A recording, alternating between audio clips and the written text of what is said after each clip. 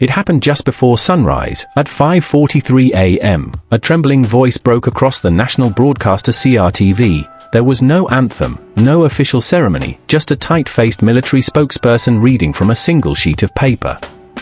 The President of the Republic, Paul Biya, is no longer in command. The armed forces have taken control in the name of national survival. Cameroonian sovereignty begins now, then silence, no explanation, no footage, no Biya. The signal cut to black for a moment. The country froze. Then as the sun rose over Yaoundé, Cameroon woke up in a different reality. The man who had ruled them for more than 40 years, who had outlived coups, outmaneuvered rivals and vanished for months while governing from foreign hospitals was gone. Whispers spread fast. Is it real? Is Biya dead? Who's in charge now? By 7 a.m. armored vehicles surrounded the Ouested presidential palace. Black SUVs pulled into the Ministry of Defense. Airport. Traffic halted. Key generals were nowhere to be seen, and the people they came pouring into the streets, not with fear, but with tears, laughter, and trembling hope. In Douala, crowds gathered around phone screens watching replays of the announcement like it was a dream. In Bamenda, the church bells rang unprompted. In Bafusum School, children chanted 50 years we were not born, now we walk free. Older men wept openly. Women dropped to their knees in prayer.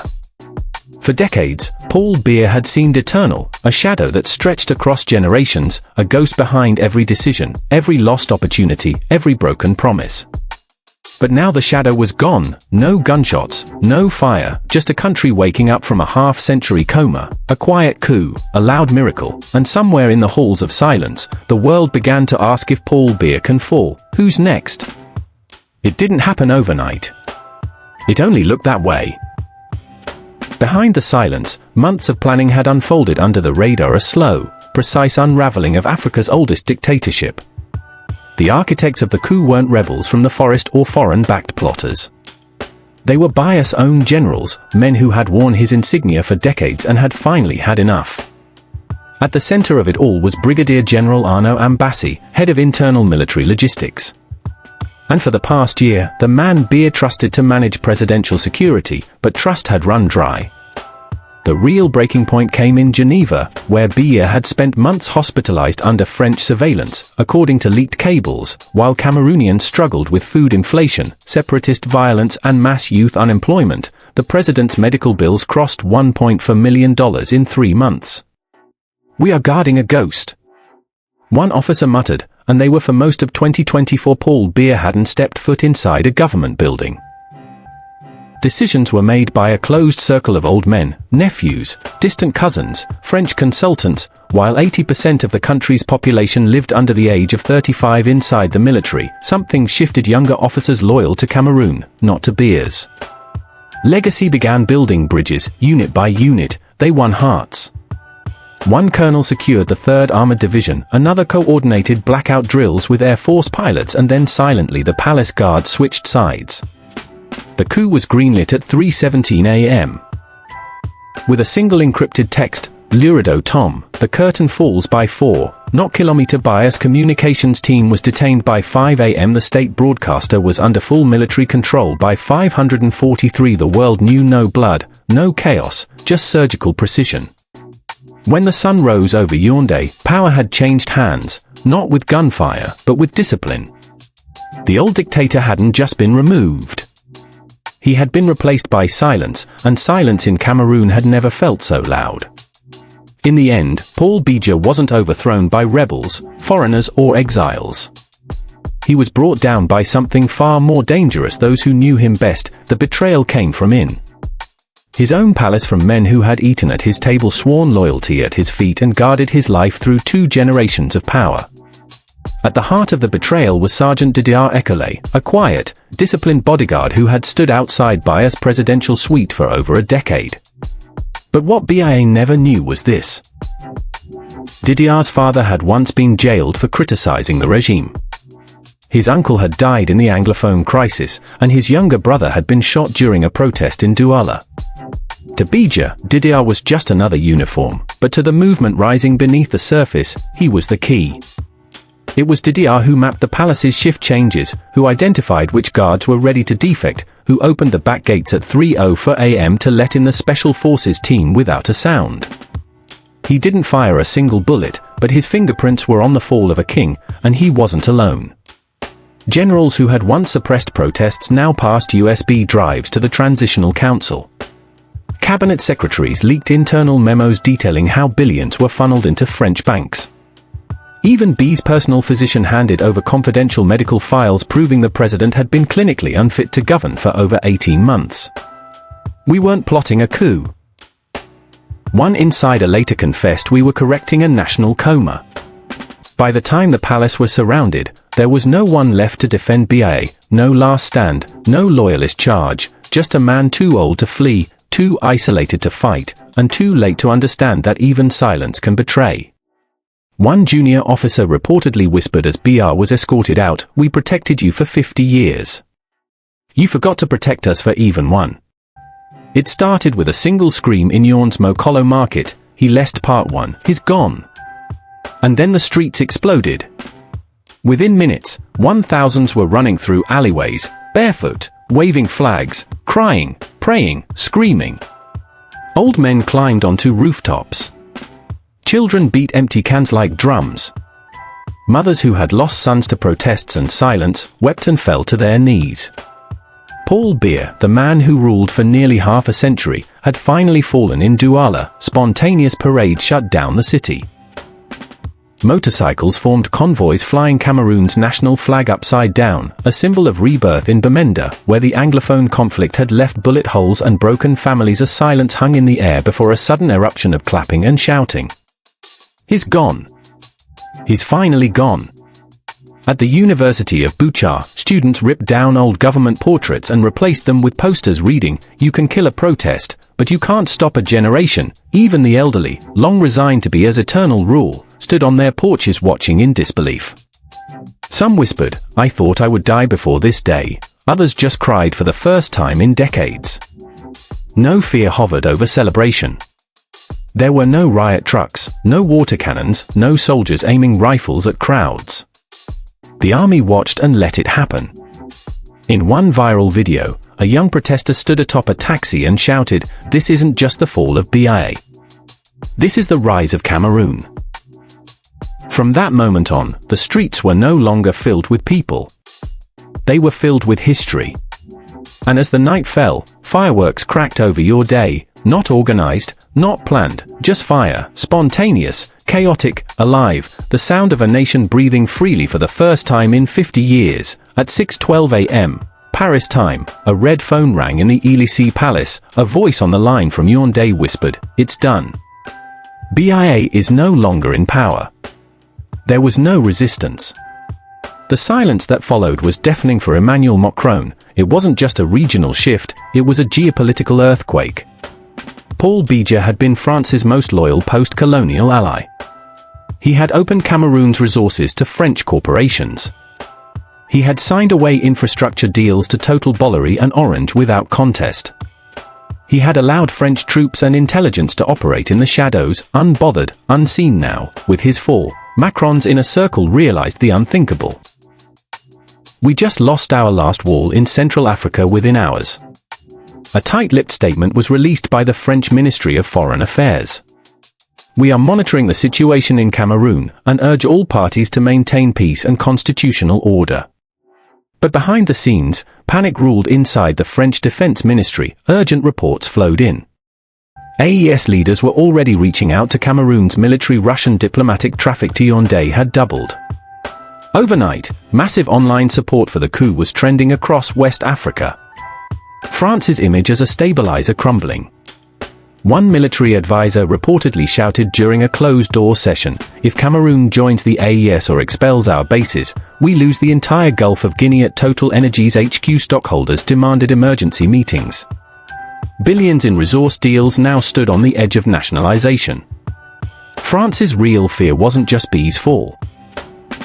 It was the precedent if the longest ruling puppet in Africa could be cut down by his own soldiers. What about Togo? What about Congo? What about Chad? Macron was advised to reach out to the Transitional Military Council. He hesitated.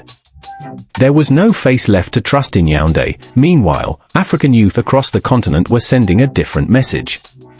We don't want France's fear. We want our future. And in the streets of Paris, small groups of young Africans gathered quietly waving Cameroon's flag, singing, "La Vue est tombée, l'Afrique se lève," the old one has fallen. Africa is rising. 2 days after the fall, the gates of a Tudi palace creaked open, not to visitors, but to history. Cameroon's new Transitional Military Council granted investigators and auditors access to the presidential archives. What they found was worse than imagined. BIYA didn't govern a country. One investigator said he managed a vault hidden behind soundproof doors and biometric locks.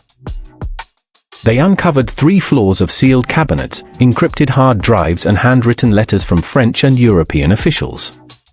Inside were contracts that had never passed through Parliament, oil licenses sold to French companies for 1% royalties, timber deals with zero environmental protections, security agreements allowing foreign surveillance bases in the north without public knowledge. But that was just the beginning.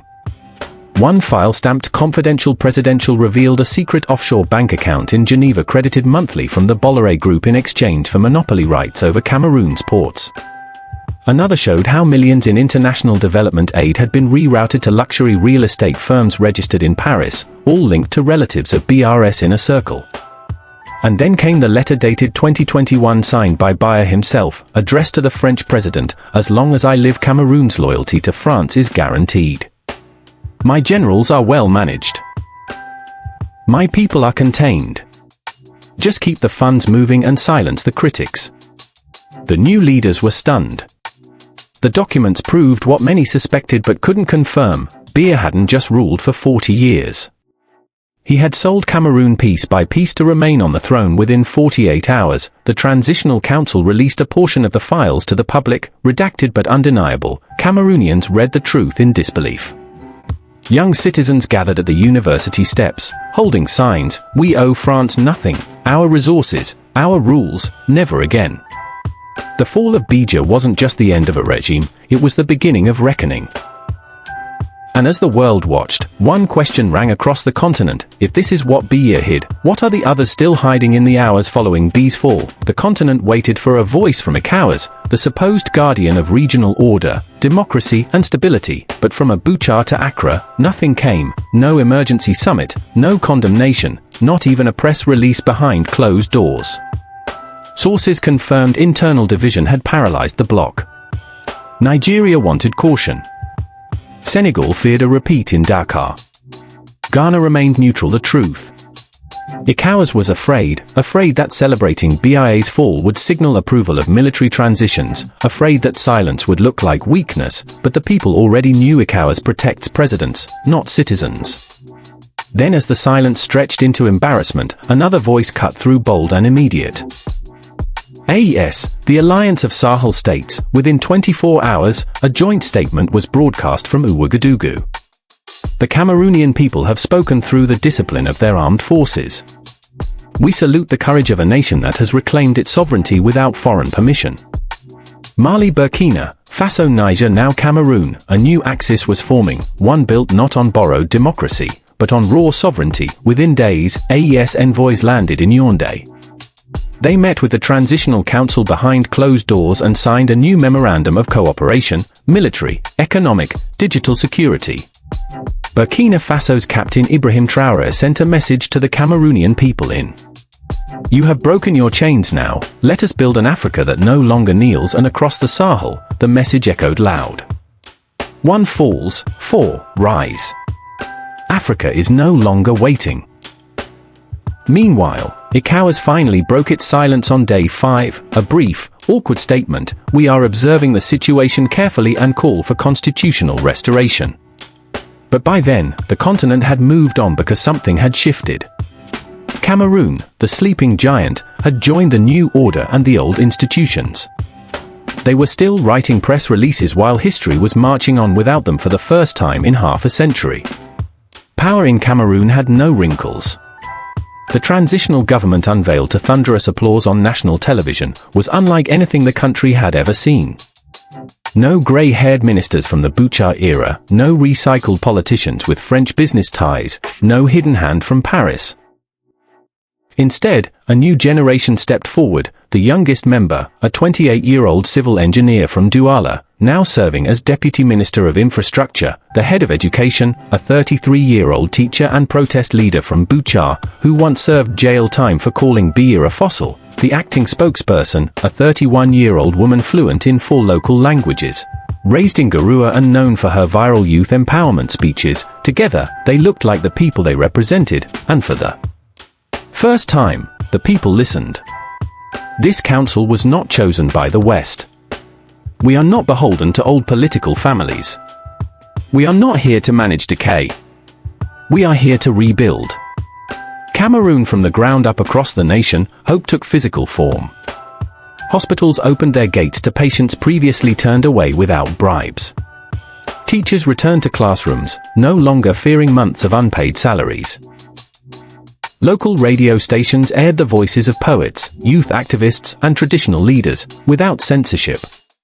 Even Cameroonians in the diaspora, once silent or ashamed, began booking flights home in Paris, Brussels, and Toronto.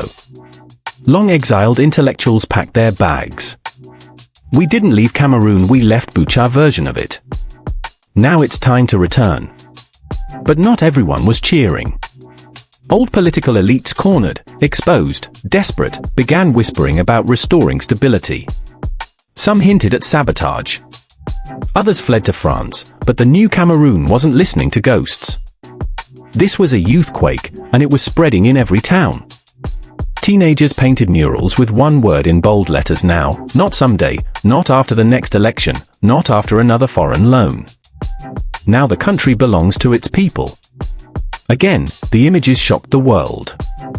There he was. Paul Biya, once untouchable, once feared, once called the Sphinx of Africa, now frail, hunched and handcuffed, escorted down the marble steps of the Atudi Palace. His signature black sunglasses were gone. His suit wrinkled, his face sunken pale, as if the weight of 50 years had finally crashed down overnight. The footage was not leaked. It was broadcast intentionally.